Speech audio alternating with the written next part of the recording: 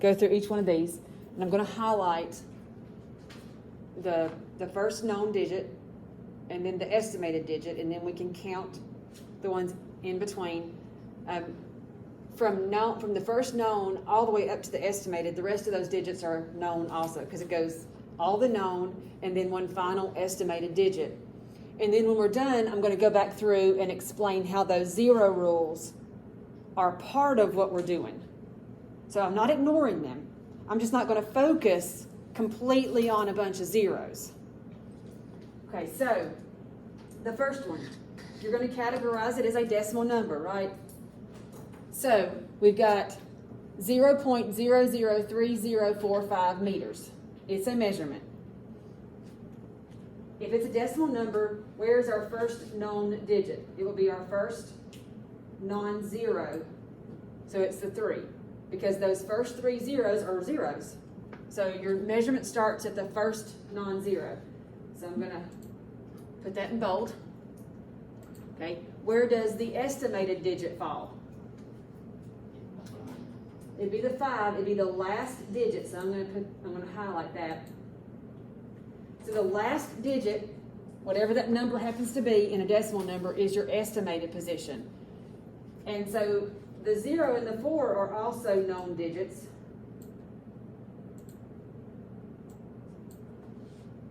All of the known, and the known start at the first non-zero, all the way to the last digit, which is estimated. So how many total digits is that? 4. So there are 4 digits there that meet the definition of significant figures. What did we ignore is not part of significant figures? The zeros that come before. Those are just placeholders. They're there so we know how tiny this measurement is. So they're important, yes. Significant figures don't mean they're not important. Placeholders are extremely important. They're just not, the measurement doesn't start until that 3. Those zeros aren't part of the measurement. Okay, the next one. Decimal or no? No decimal. So we're going to categorize it as no decimal. And so we're going to use the no decimal beginning and end. All measurements start at the first non-zero, so that's the 1. If it is a no decimal number, where does it end? The last non-zero, that 5. And so the 5 is the estimated digit for that one. And so from the first known to the estimated, how many digits did we just highlight? Just 2.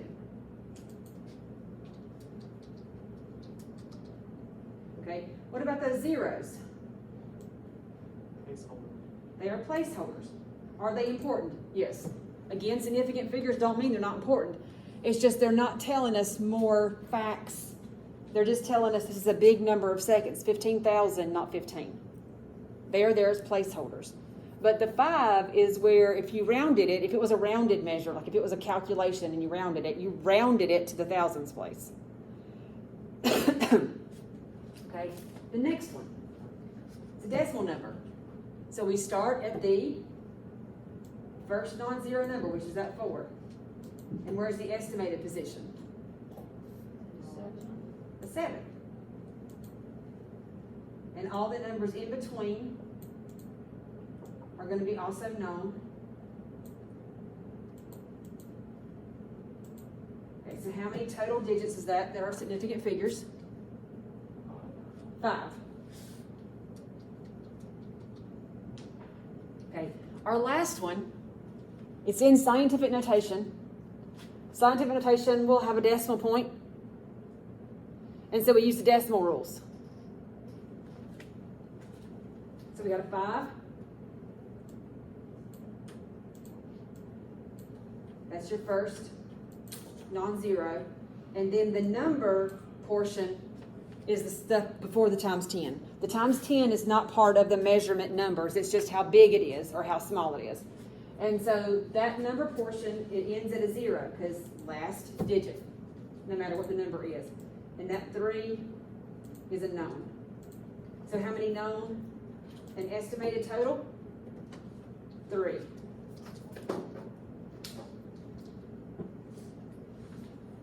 Okay, so what are some of the zero rules? There's like four rules about looking at numbers in a measurement that make it significant figures. All of those rules are encompassed in my known and last estimated, and if it has a decimal or not. Okay, so what are some of the zero rules? All non-zeros are significant. All non-zeros are significant. If you look up here, did we count every non-zero as a significant digit? Is every one of them highlighted in some way? Yes. Okay, we followed that. Okay, what else? Zeros to the left are never significant. Zeros to the left. So zeros that come before a non-zero are not significant. Why? What is our rule that kind of encompasses that? Where do we always start? First non-zero. So you just kind of skip over the zeros that come before because they're not significant digits. Okay, what's another zero rule? Zeros between non-zeros are significant. Zeros between non-zeros. Zero between non-zero, zero between non-zero. Did we count it? Yes, because it starts at the first non-zero and it ends at the last non-zero. Okay, and the last rule. Zeros to the right non-zero numbers are significant only if the decimal point is shown. Yeah, that sounds like like a mouthful there. Okay, zeros at the end of a decimal number are significant. That one, I think. There you go. Zeros at the end. And the ones, this one right here, zeros at the end. I'm not ignoring the zero rules. I'm just not focusing on them. So don't think I have to do this or this because one of them is going to get me the wrong answer. They both get you the same thing.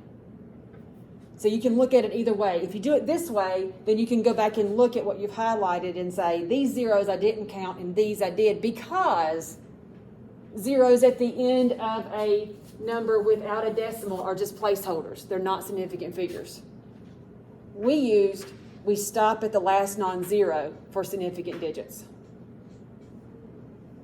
Zeros at the end of a decimal are significant. You start at the first non-zero when there's a decimal, and you end at the last digit no matter what. Last digit. Okay? So those rules apply. I'm just not focusing on them. So scientific notation here, there is one format for scientific notation. And so what we're going to do is we're going to take these two measurements right here, and we're going to write them in scientific notation. And we're also going to take this one right here and write it in scientific notation. And then we'll do some conversions and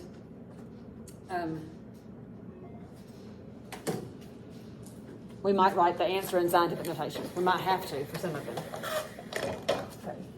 So I'll just erase.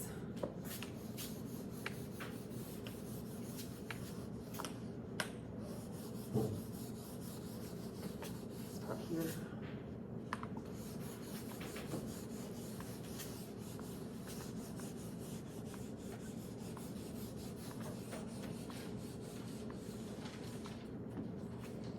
Okay, and we're going to talk about why we write in scientific notation and how.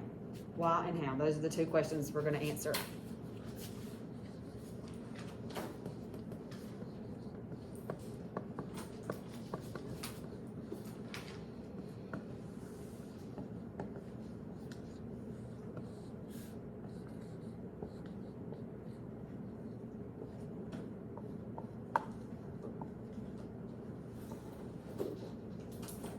Okay, why? There are two reasons to write in scientific notation, besides she told me to get the answer correct. Okay, that's not one of the reasons. Okay, so yeah, I guess that would be a third reason.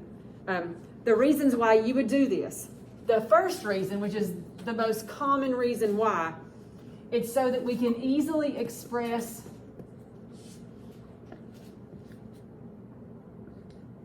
very large and small values.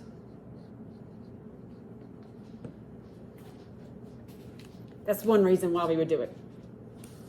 There are some numbers that are so small or so large that there's no way that you could put it on your calculator. Avogadro's number is one of the really, really large numbers. Oops. Avogadro. So his number is 6.022 times 10 to the 23rd power.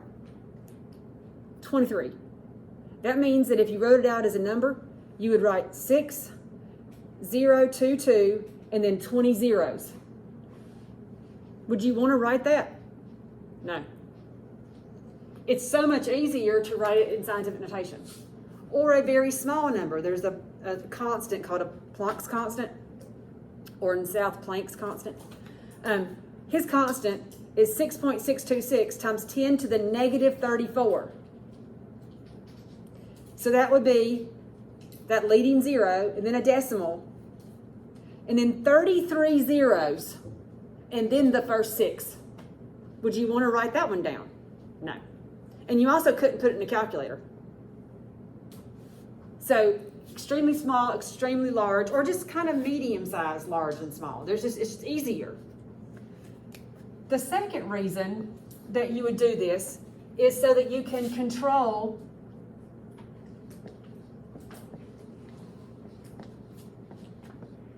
the number of significant digits.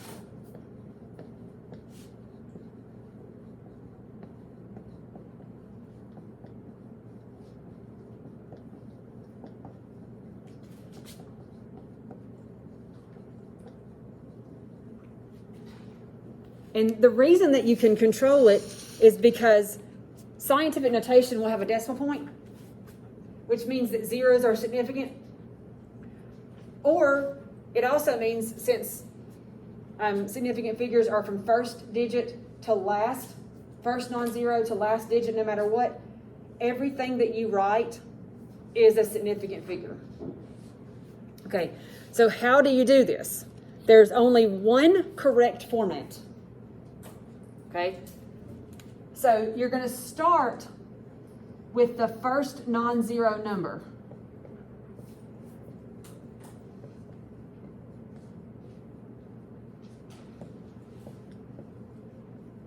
Which in a measurement is your first significant figure, because all measurements start at the first non-zero number. And then you put a decimal point after the first non-zero. It's always after the first non-zero.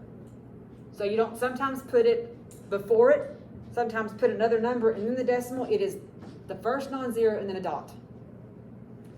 And then after the decimal, any other significant figures.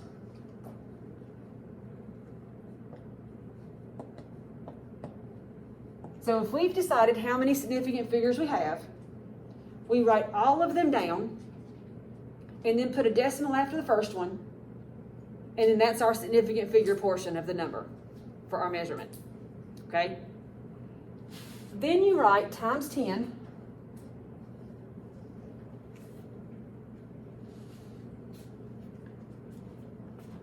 to some power. It has to be a number. And that number can be a negative, it can be a 0, or it can be a positive exponent. What it is, this n, it's the number of places you move the decimal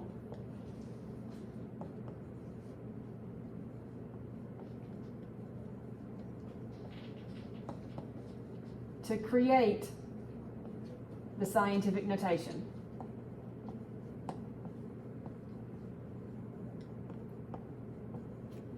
This is the scientific notation portion. So you had to move the decimal, or maybe you didn't. If you didn't move it, guess what you put for your n? If you didn't move it at all, how many places did you move it? 0. And so your number would be a 0, which would be crazy to even put it in scientific notation, but you can. N to the 0 power is 10 to the 0 power is 1.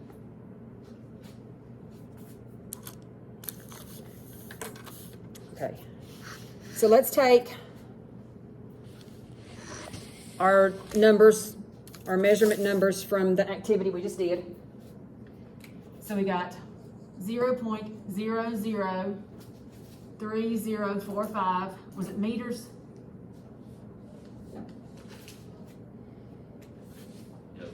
Meters, okay. And the other was 15,000 seconds. And then we got this one right here. Do you want to do small or large first? It really doesn't matter. So we figured out significant figures. So for this first number, it started at the 3 and it ended at the 5.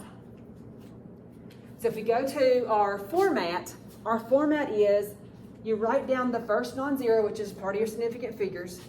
So that's the 3. And then you write down the rest of the significant figures. So all of the significant figures are expressed in the scientific notation.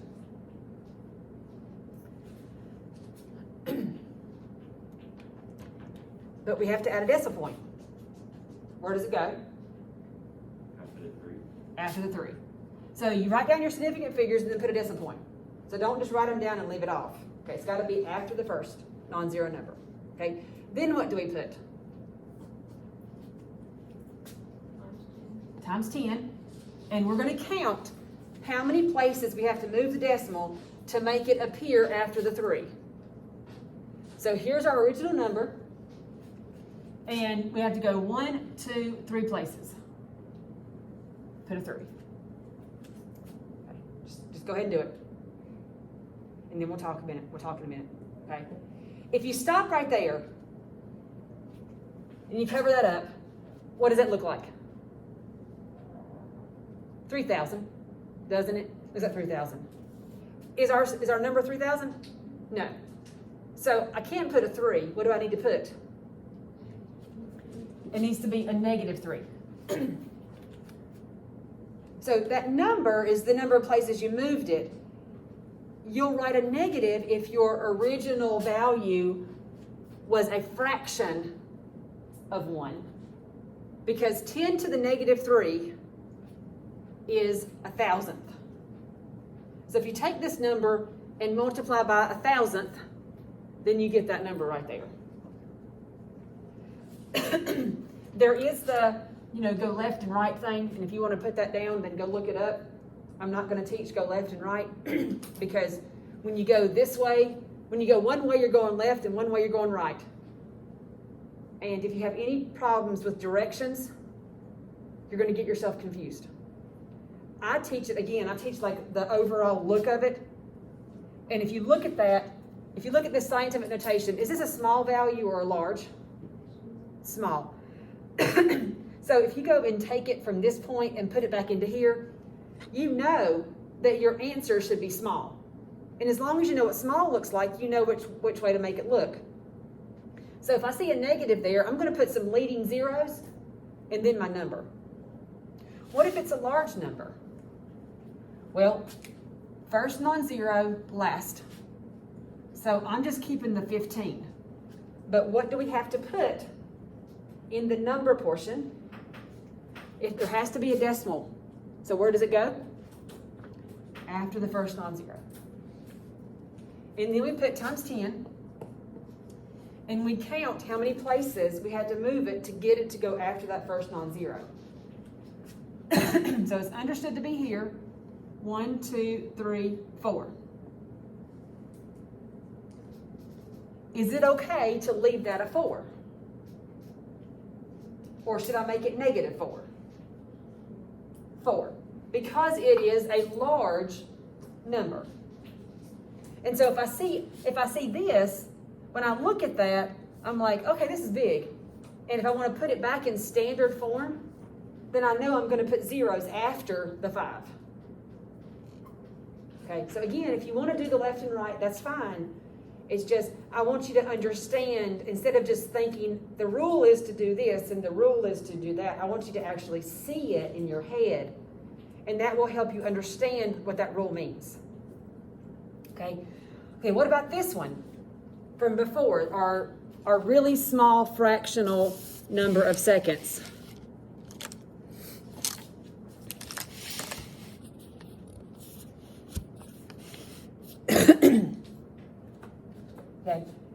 What numbers do we keep? The 7 and then the 3 zeros. So we're going to keep 7,000. And in that significant figure portion, I've got to put a decimal to put it in scientific notation. And where does it go? After the 7. And then we write times 10. And we have to figure out how many places we have to move it to make the decimal be after the 7. And so I recommend you just literally do the leapfrog thing so that you don't make a mistake and try to count it in your head. 1, 2, 3, 4. So that's a 4. Should it be positive 4 or negative 4? Negative. Okay. Can y'all see? Does it make sense? Can you see it?